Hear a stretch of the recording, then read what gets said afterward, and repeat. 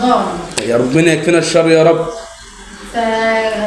المفروض ان ابوها يطلب من جوزها فلوس لاكلها وشربها. يعني هي غضبانه وقاعده عند بيت اهلها بس هي ما زالت متزوجه مش مطلقه. لا. هينفع ان ابوها يطلب فلوس بالظبط كعلاج لا، كاكل وشرب. كاكل وشرب.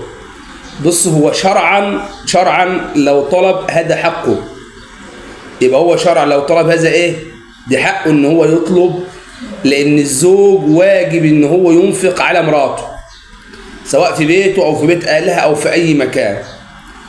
ولكن يعني دي بتبقى مسألة فيها يعني ان بعد كده بيزعلوا من بعض، وطبعا بقى بنقابل مشاكل كتير جدا زي كده، مش عايزين بقى نتكلم في تفاصيلها. بس هو شرعا يجوز. ليه؟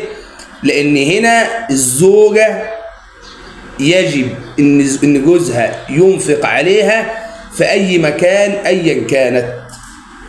قولي بقى لو عايزه تغضب عشان بس ابقى عارف، عشان خاطر ايه لو هتغضبي اغضبي بعد خطبه الجمعه بكره، عشان خاطر كنا انا رحت الجمعه وجيت يبقى دماغي رايقه ودماغي فايقه لك، ما تشغليش دماغي.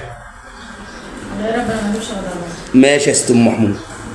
طب لو واحده غضبانه المفروض ان هي تخرج بره البيت، تستأذن من ابوها ولا تستأذن من جوزها؟ يا دي واحده غضبانه، وانت يا بنتي ما كنتش غير واحده غضبانه؟ لو واحده غضبانه الاصل الاستئذان من الزوج وليس من الاب وليس من الاخ. يبقى الاصل هنا الاستئذان من ايه؟ من الزوج. الاصل ان هي تستأذن من الزوج، ولكن برضه ما ننساش العرف. خذ العفو وأمر بالعرف وأعرض عن الجاهلين.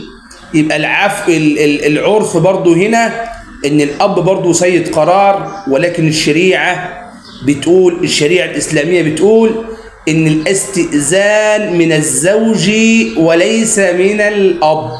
طب هي غضبانة هتستأذن من جوزها ازاي؟ عشان ما تغضبش تاني يا ست ام محمود، علشان ما تغضبش تاني يا ست ام محمود. هي الاصل الاستئذان من الزوج وليس من الاب. الزوج هو الاساس وزوجها هو الجنة والنار. طب هي لو افترضنا وشغالة وقاعد بتطلب شغلها، مش هو كان أذلها بالشغل؟ يبقى هنا يجوز ان هي تروح شغلها ما دام هي كانت بتشتغل قبل موضوع الزعل. ولكن هي دلوقتي قاعده غضبانه، تمام، وهي عايزه تروح شغل جديد. هي قاعده غضبانه وعايزه تروح شغل جديد، تروح ولا ما تروحش؟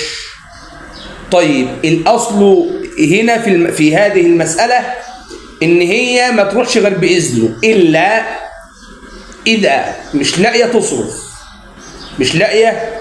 تصرف وطلبت منه الانفاق وهو رفض، ففي هذه الحاله يجوز لها ان هي تخرج الى سوق العمل دون اذنه، ولا تموت من الجوع ولا عيالها يموتوا من الجوع.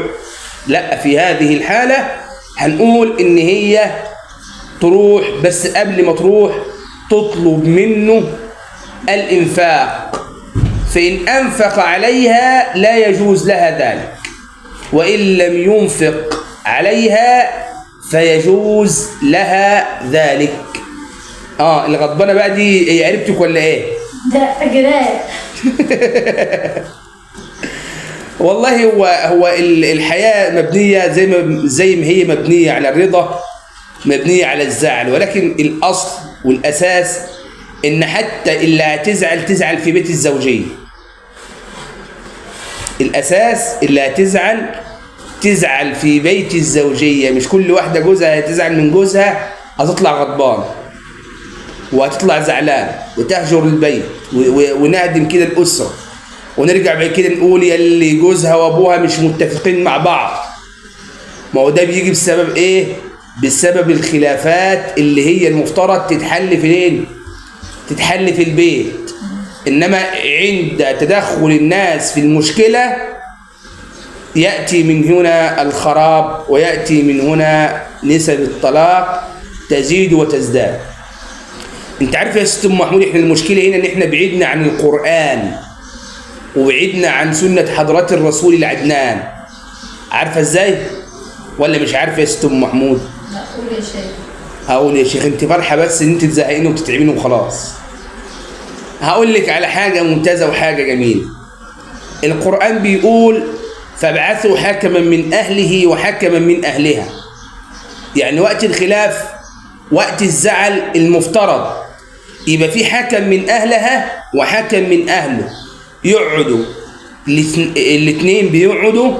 حكم من اهلها بيتكلم بلسانها والتاني بيتكلم بلسانه، اللي دي من اهلها بيتكلم بلسانها ودي كان من اهله بيتكلم بلسانه، والاثنين بيقعدوا يوصلوا لحل وسطي. واللي هم شايفينه الزوج والزوجه واجب عليهم ان هم يقروه ويكونوا مهتمين بيه. تمام. انما دلوقتي المشكله الكبيره بتلاقي الواحده حصل خلاف بينها وبين جوزها، هوب بتجري على بيت ابوها، وهوب بنبدا المشاكل تزيد، وهوب بعد كده بنلاقي نسب الطلاق بتزيد. والسبب ده كله ايه؟ السبب الرئيسي يا ست ام محمود ان احنا بعدنا عن القران. ما هو القران بيقول فبعثوا حكما من اهله وحكما من اهلها. يبقى قبل الانفصال نحكم حكما من اهلها وحكما من اهله، وفي النهايه وان يريد اصلاحا ربنا ان شاء الله هيوفق بينهم. بس المهم نحط في نيتنا ايه؟ الصلاح، ونحط في نيتنا ان احنا ان شاء الله هنبقى اسره سويه قائمه متمسكه بكتاب الله، متمسكه بسنه سيدنا رسول الله صلى الله عليه وسلم. وزي ما انا قلت لك يا ست ام محمود، لو انت عماله تقولي لو واحده زعلانه ولو واحده غضبانه، انت لو عايزه تزعلي اصبري بس بكره لما اخطب الجمعه علشان بس دماغي تبقى رايقه، وبعد كده نشوف هنعمل ايه مع بعض. بس اصبري بس لما ايه؟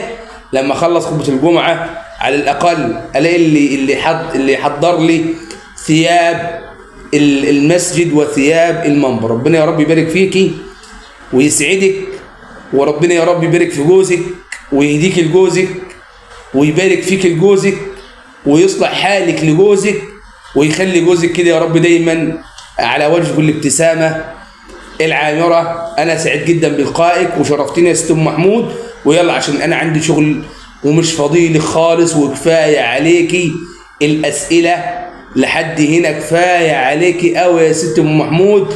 لو سمحتي قومي شوفي وراكي ايه، وبعد اذنك يلا مع السلامه.